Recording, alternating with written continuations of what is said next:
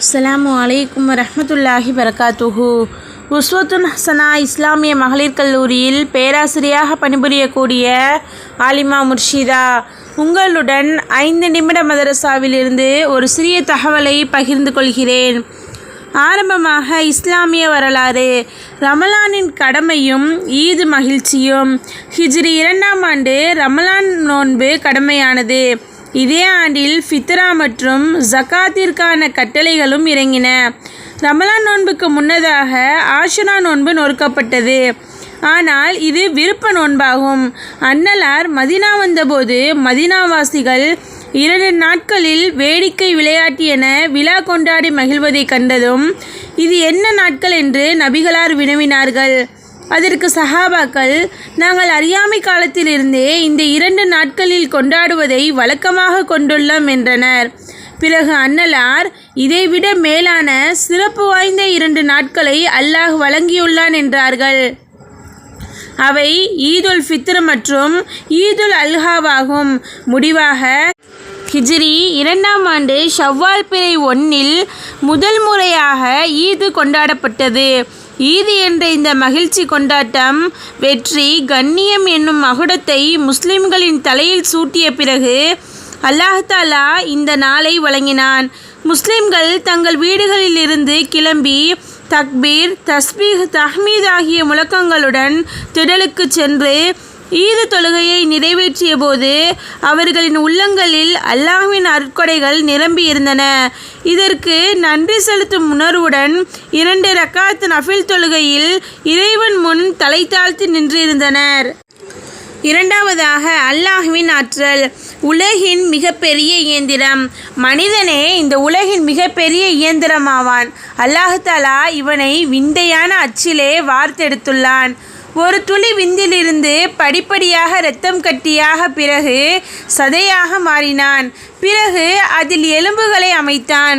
பிறகு ஒரு அச்சை உருவாக்கி அதில் மூக்கு, காது, கண்கள், இதயம், மூளை, கை, கால் என எல்லா உறுப்புகளையும் மிக நேர்த்தியாக பொருத்தினான்.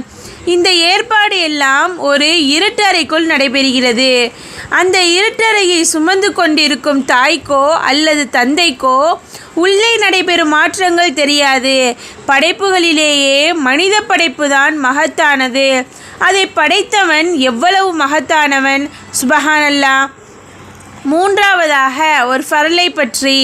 அன்னலாரை இறுதி நபியாக ஏற்றல்.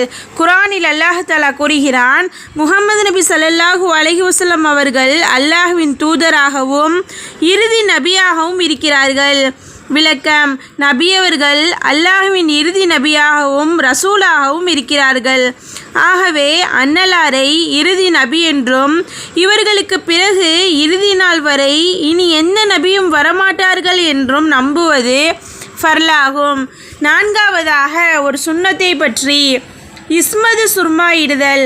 நபியவர்கள் ஒவ்வொரு இரவிலும் தூங்குவதற்கு முன் 3 முறை இஸ்மது சுர்மா இடுவார்கள் என இப்னு அப்பாஸ் ரலியல்லாஹு அன்ஹு அவர்கள் தெரிவித்துள்ளார்கள். ஐந்தாவதாக ஒரு முக்கிய அமலின் சிறப்பு. கண்ணியம் காத்தல். ஒருவரின் முதுகுக்கு பின்னால் அவரின் கண்ணியத்தை எவர் பாதுகாக்கிறாரோ அவரை நரக நெருப்பிலிருந்து அல்லாஹ் தஆலா விடுதலை செய்திடுவான் என நபி அவர்கள் கூறினார்கள். ஆறாவதாக ஒரு பாவத்தை பற்றி. அநியாயமாக முஅமினை கொலை செய்தல்.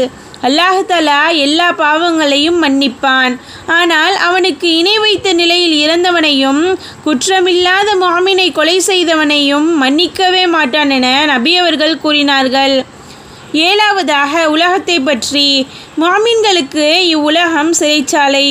முஅமின்களுக்கு இந்த உலகம் சிறைச்சாலை மற்றும் பஞ்சபூமியாகும்.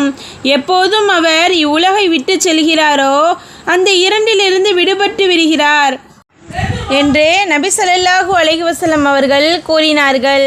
எட்டாவதாக மறுமையை பற்றி. தீயோரின் முடிவு.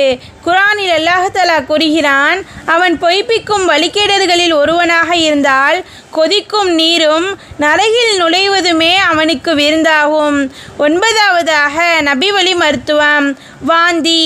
அனல் நபி ஸல்லல்லாஹு அலைஹி வஸல்லம் அவர்கள் வாந்தி எடுத்தவுடன் உழு செய்தார்கள்.